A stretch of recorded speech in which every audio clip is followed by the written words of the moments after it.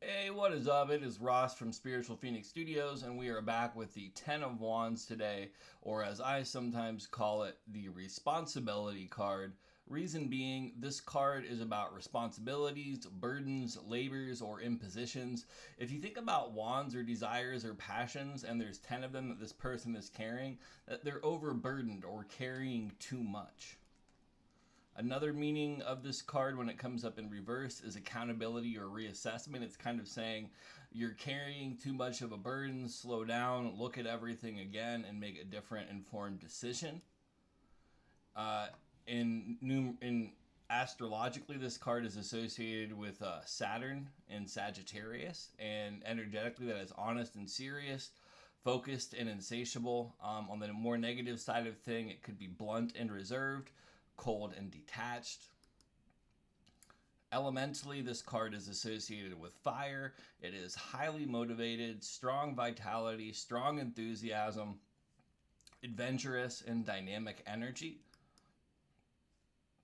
In numerology, this card is associated with 10, obviously, because it's a 10, and 10s are about completion.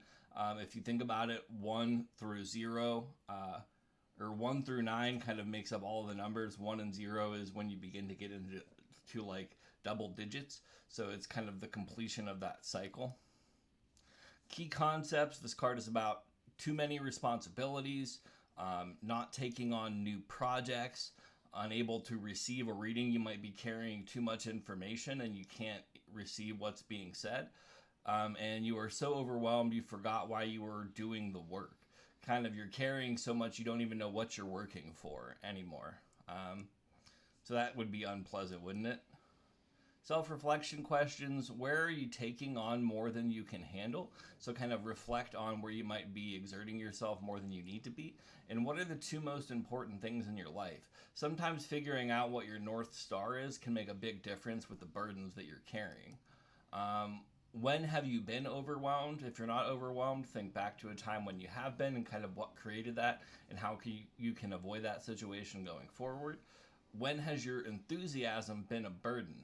When have you been so passionate or excited about something that it was problematic? I know for me, as somebody with ADHD and autism, I can get excited about something and it can become my sole focus, and it can like make me sick to my stomach. It actually happened to me yesterday. It's wild how that works for me.